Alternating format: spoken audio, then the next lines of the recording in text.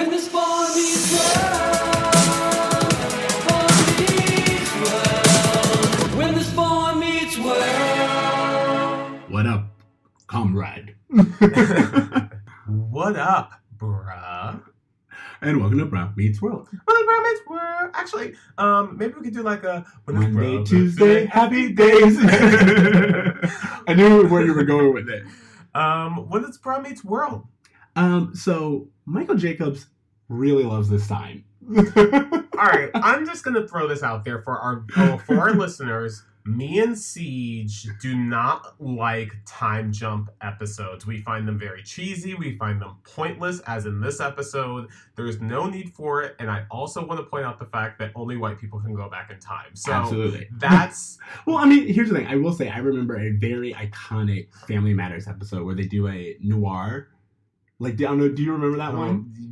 Bruh, all of these time jump episodes are pointless. Every single TGIF show does it, and it's always dumb. And I don't disagree with that. But just even how they have him go back in time, you're like, okay, first of all, he's dead. Let's pause. Let's pause because I feel like we jumped right into this episode with pure aggression and we missed a bunch of beginning stuff. So maybe we can just do a tell me about it to start us off. Well, how about we start with telling the people who we are, and that this is episode 65. Guys, this is what this episode has done to us. I just want to point that out there. I'm Ceej. And I'm your boy, TC. And everything that we said above. And we're just going to get into this because I'm going to tell you guys right now. You probably saw it when you looked at the timestamp. This is not going to be a long episode. I can't imagine why it would be. So let's get into the Tell Me About It. Tell me about it. This is season 3, episode 19. I Was a Teenage Spy. Corey gets a shock when a microwave mishap transports him back into the 1950s, where his post-Cold War knowledge of Russia's space experiments get him mistaken for a spy.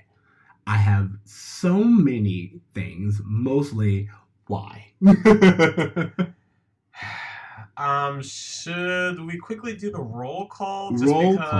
I want to find out. I mean, we have Hunter Sean Zarelli. We have like all these new characters. What's her name? T-Bone? Something like that. I don't know. So anyway, roll call. We have Tom Bosley and Anson Williams, who are both from 1950s sitcoms, as themselves, and then Pat Morita, who I also believe is on Happy Days. Yeah, exactly. Who plays Wise Man. So don't know how I feel about that from a perspective of casting the old Asian man to be the wise man. God. Let's talk about this fondness for the 1950s that we've talked about this throughout the podcast, how Michael Jacobs seems to be a very big fan of Happy Days. I'm sure he jizzed his pants at the opportunity to do this. Why is this episode a thing? Again, I can't think of anything other than at the time we were doing 22 episode seasons and they needed a filler. Why is it that Feeney gave them a final for history in the last episode and now Corey is doing a history project about Sputnik? What is this for? Absolutely. Because, like, what is time in the Boy Meets World episode? Like, anyone who watches The Good Place, have you ever seen it? Mm-mm. Time is not linear. It kind of makes this design that says Jeremy Bear Me. Like, and that's like in cursive, and like time is that. Like, it's just always all over the place. And that's exactly what I think Boy Meets World's timeline is. Yep. It's just like at any point in time, like, I would not be surprised if season 6 has us in like Dude, this is the first of many time jump episodes, and to be honest, I'm not a fan of any of them. Let's quickly talk about this because I want to get this episode over with. Corey goes back in time because of a microwave. Yes. Is there anything wrong or false about that assessment? A lot. I mean, at least with Back to the Future, we got a DeLorean. Or like, yeah. This is, and you know what? Aliens I make it a dream. Like, it's a dream segment. Like, I get it, but still, like, the microwave thing is silly. I want to quickly talk to you quickly about this paper because Corey is upset with Sean because he plugged something in, and because of that, his computer wiped his paper.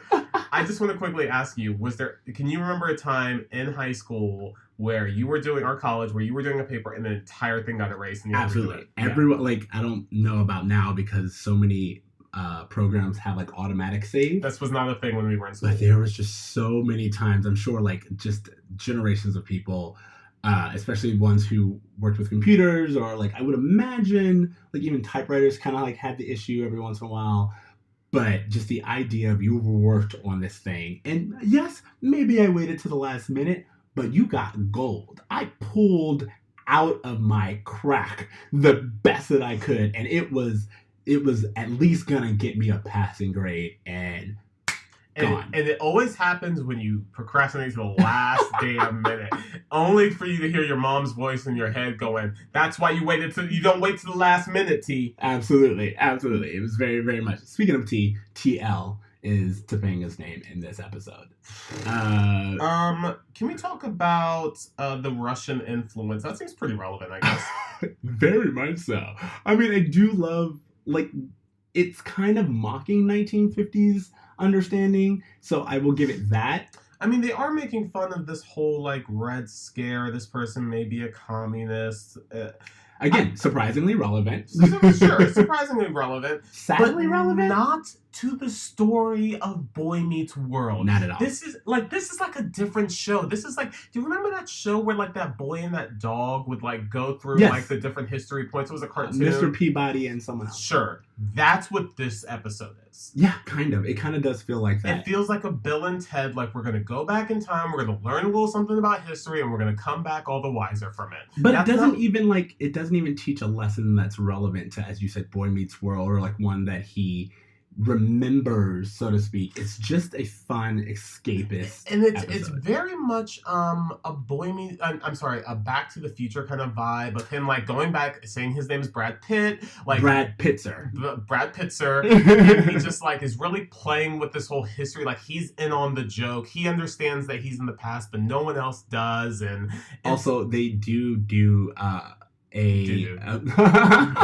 old? Well, you know what? This episode allows it, but there is a few allusions to Back to the Future, including "Great Caesar's Ghost," which is a Back to the Future quote said often by Doc. So, the one thing we learn about this is, I'm sorry, there's a few things we learn about Sean and Topanga that I don't know are relevant outside of this dream sequence. Does Topanga really like going to the zoo and seeing the giraffes? Because we've never seen that before. We never see it again. Is that just some random dream fact that doesn't matter at all? yes. And then Sean. Sean never has had a friend. Corey is his first friend. He doesn't understand how friends work. It's not even that they're back in time. They're in like an alternate dimension. It's so strange and bizarre the way they structure this episode. Absolutely. Like, I will say in this episode, because we did get someone recently who talked about Girl Meets World, and they do a very similar thing in Girl Meets World, where it's like the 1960s. But what they do there is that we are seeing Riley, who is Topanga and Corey's child. We're seeing her grandmother and her relationships, and of course everyone's very much like this. Like, there's a bunch of people who mirror the people that she knows, and it's supposed to be an origin story, and it's supposed to actually be the past. Like, we learned that this character that Riley was doing is the one who gives Topanga her name, because she's like, oh, if I ever have a daughter, I'll name her Topanga, because Topanga feels like home, or something like that. It's like it's a whole thing. You're like, oh, it's supposed to be like, that's why she got the name Topanga. This episode does none of that. Like, no, because it's not based on anything. Corey's parents in this sequence are Russian spies. Boris and Natasha. Are you fucking kidding me? Like, I love it. Here's a question for you too, and we touched on this a little bit before. Only white people can go back in time, because yes. I have to tell you, sending me to the 1950s is fucking terrifying. Absolutely. I don't want any part of it. I don't want any part of the 50s, the 60s, honestly, the 70s and 80s, Send me some parts in LA now. Even now. Like, I don't want to go back. No person of color, no minority is thinking, hey, back then, that's when America was great. Absolutely. So, yeah, this is very much a TV show that only can happen with a predominantly white cast. And even then, like, I will say, like, I remember there was an episode of Living Single where they do this, and they do it. But again, it's played for fun, and it's played like they're not trying to make they're not trying to do anything but have fun, and the point is like this is music and it's fun, it's all this other stuff. Like this just felt filler. You and know like, what my main problem with this is too? That we've seen dream sequences such as Quarter in the Jar and Then There Was Sean yes, that not only are fantastic as far as humor and relevance and just being like having actual fun with the concept, Mhm. but it supports the ongoing storyline. You have Sean wedged in between Corey and Topanga, and this is the manifestation of yeah, that. What is this the manifestation of? This is Corey fell asleep watching Happy Days. absolutely.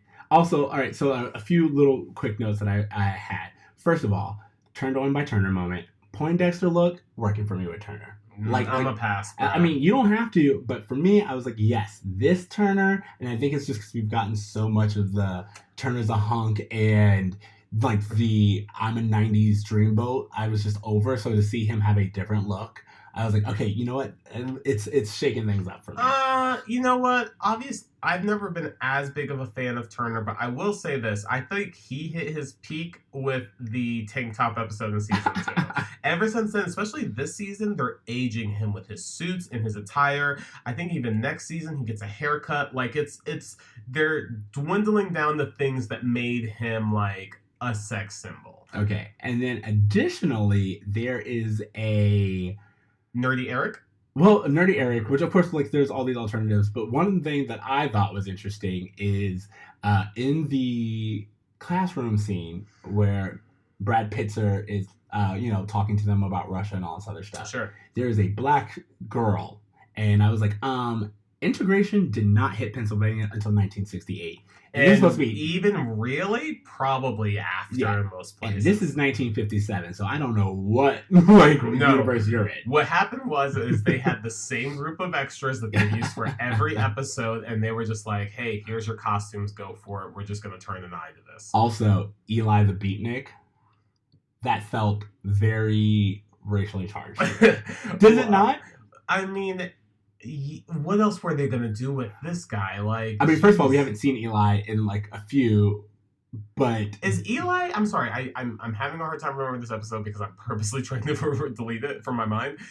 Is Eli in the Chubbies in this episode? Is that where we see him? Yes, he's again. They go to meet like the wise man. Like, a colored man would not be allowed in the restaurant with these white kids. This is what I'm saying. But like, not only are we like. The sit-ins haven't happened yet. Not only are we glossing over this, but when we do, he is, of course, like this artist, beatnik. You know, like it's a very stereotypical vague. And I'm so sorry. We have the episode playing in the background, and they just gave Corey the chicken mask to get him out of jail. This episode is ridiculous. Absolutely. Oh, yeah. And Sean having a girl hidden at his hideout just waiting for him to do whatever with. Shanzi Hunterelli. Jesus. Dude, this whole episode is just ridiculous. Is there anything you liked about this episode? I like Rocky and Bullwinkle. So the Boris and Natasha thing was fun to me. I will say the one thing I do like is that I like surprisingly that this episode is relevant because of the Russia angle. Exactly. Because those foes have come back in the big way. But I also like Corey and Topanga in this episode. I said there was chemistry. There's chemistry there. We learned a little bit. Again, I don't know how much of this is actually Topanga or what Corey's envisioning of Topanga. But they actually seem to have a chemistry here that we haven't seen in some time. So that was the one thing that I was just like, okay, I'm here for this, I guess. They're having a lot of fun with this. Topanga's wearing a ridiculous wig. Like, it's all good fun in a way that I don't care at all about. Exactly. I just think that this episode contributes nothing. It needs nothing. It creates more problems than it solves. You could not watch this episode and it would make no difference to your understanding of the show. But also, it's a time era that we constantly go back to. I feel like that was a 90s thing. I feel like that's a boomers thing because boomers were basically the adults reminiscing about their childhood. Well, so I just found out that I think 2019 to 1990 is the same as 1990 to 1961. I didn't do the math just now, but I did see something recently that was like, oh, hey, by the way, the reason why we're seeing all these 90s shows and stuff is like, hey, remember when you were a child and you saw all those 60 things? Well, that's exactly what we're doing. 100%. 100%. And so that's what I think, that's why I think we're seeing a lot of this happening here because of the boomers. But it's one of those things to where they had this view of the 50s that was not entirely accurate. Well, again, it's one of the, like, again, to bring up another meme, which I love, is whenever people are like, why do you miss the 1950s? We still have milkshakes and racism. Like, those are still around. So, like, what do you miss? And I think it's like, we miss being able to look at this, overlook it, No, like the not only really thing examine people it. miss is not having to fucking go to restaurants and schools with people of different races. That's what they're talking about when we talk about the 1950s. I mean, but I will say, because we know of Michael Jacobs being someone who is constantly trying to Recreate Happy Days. well, no, I'm just like, he is trying to teach lessons and push the envelope forward. I will say that I don't think that that's what he misses, but it is one of those things to where he doesn't see the problem with having Mr. Miyagi. And I may be racist for even assuming he was Mr. Miyagi. No, he is Mr. Miyagi. I wasn't sure. I'm just saying I didn't do research, but he doesn't see the problem with having him play these stereotypical roles. Well, he does play the same. He plays the role of the restaurant owner on Happy Days, which is why he's half of that here, but also half wise man because Asian. That's what I'm saying. Like why did he need to be in the wise man, or like why is Eli a wise beatnik? Exactly. It's just like those things they don't see a problem with, because for them it was just good, harmless fun. So much as for them 10 years ago with with them Pretty in Pink or stuff. It's like, sure. We just weren't examining things, or even if we were, no one cared as much as we care now. It was a pre-woke time, guys. I mean, so it was like 5 years ago. Yeah. So. I honestly don't have much more to say. I also don't have much more to say either. It's good to see Pat how do you say his name? Pat Morita. Pat Morita. It's good to see Pat Morita again. He did great things for the Asian community. He was a fantastic actor of his generation. Other than that, it honestly felt like Michael Jacobs was like, hey, we have Pat for an episode. What can we do? Again, for me, it just feels like they had a 22 episode order and someone was like, hey, how about we do this? And he was like, yes. Okay, so one of the things I will point out is that in the next time travel episode where they like go to war or something, I think it's like season 5, there is a TGIF was doing a special where that entire Friday night was filled with time jumps. Yeah. And I think Salem from Sabrina the Teenage Witch actually makes an appearance because he jumps from episode to episode of the series. I kind of love that. There was a tie-in at least to where we could be like, okay, I can see why you did it. I do not recall that being the case for this episode. And again, there's no point in Corey doing a report since history has ended in the previous episode. I think we're supposed to have this whole It's a Wonderful Life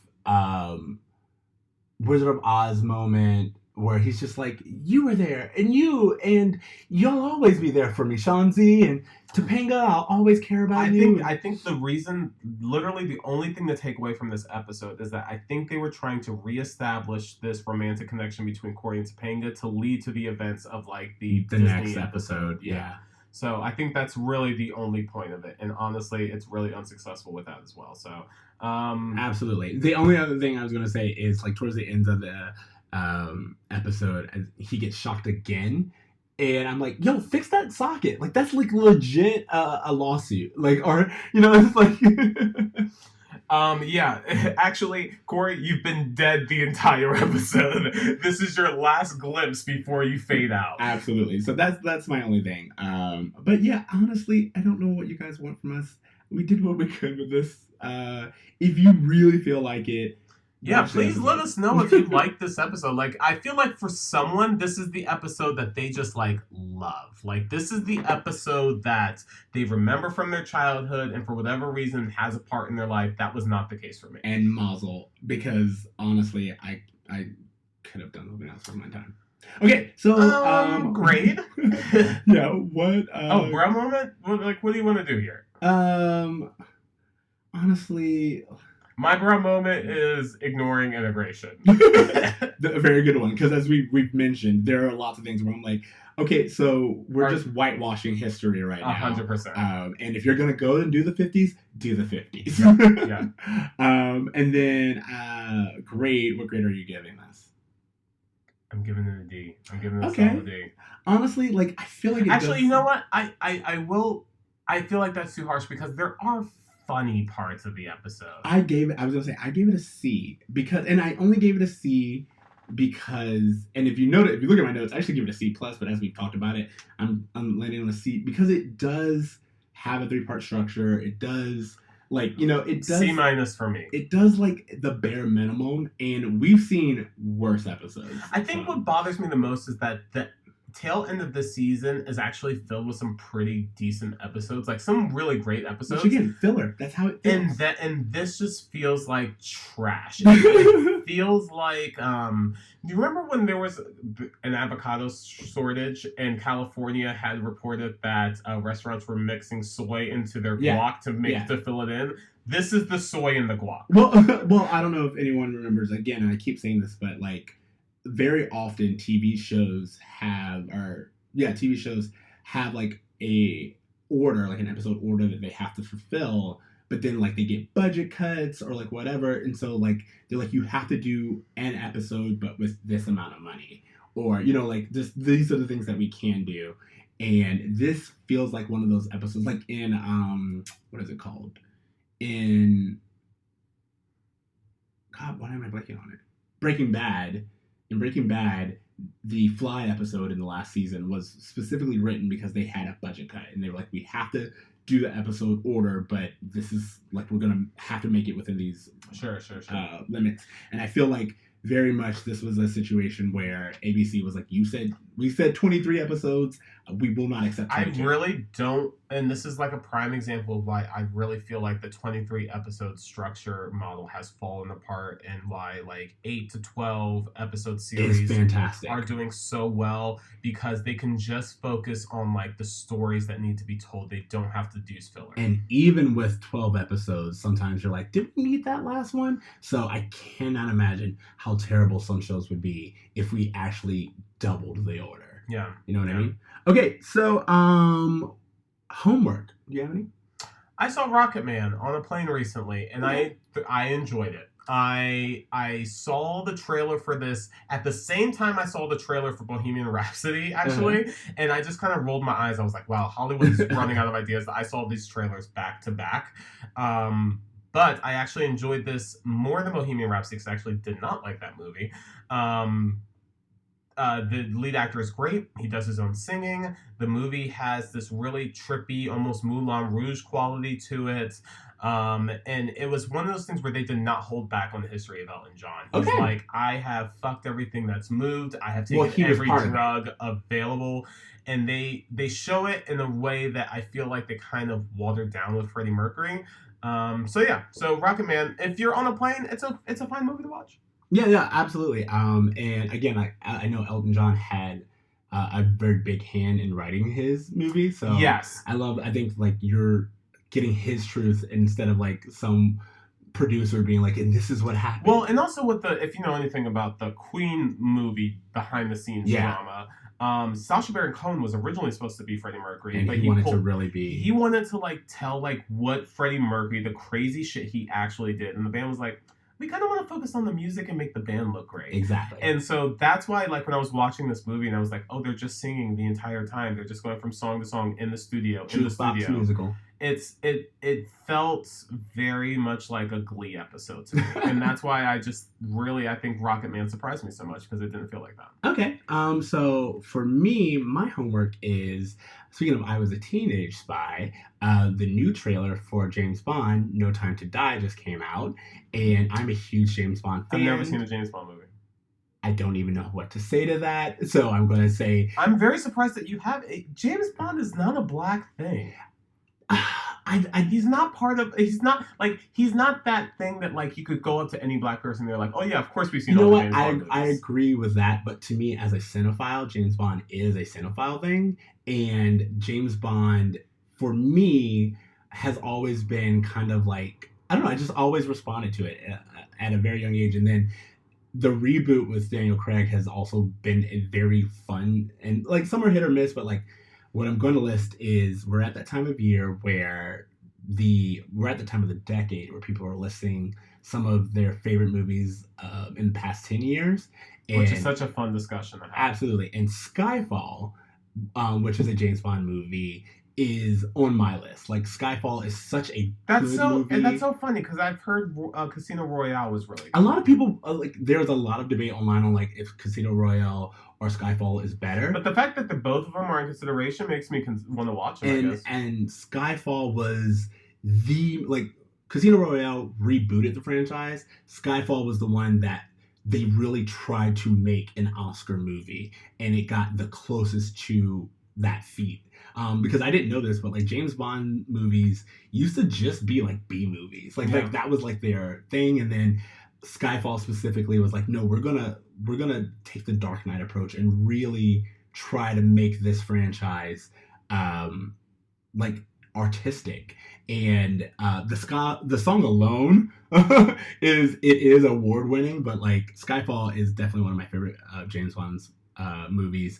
And since we were doing a Teenage Spy, I was like, yeah, let's do this. All right, dope. Awesome. All right, so wrapping this episode up, thank you guys for listening to Bruh Meets World. Remember, you can find us on Spotify, iTunes, Stitcher, Google Play, all the places. Leave us a rating. Reach out to us at Bruh Meets World or email us at bruhmeetsworld@gmail.com. You can find me on Instagram at @braverme, @braver.me, and you guys can also find me on our Movie Makeover podcast, where if you're curious about people's feelings of movies from the past 10 years, me and Ceej actually dive into a bunch of great movies and not so great movies and give you our opinion. So if you haven't checked it out yet, I encourage you to. And yeah, that's pretty much it. Yeah, all right. So you guys remember to dream, To fucking try, and to avoid faulty outlets. do some good, guys. All right, later, bros. Later, bruh.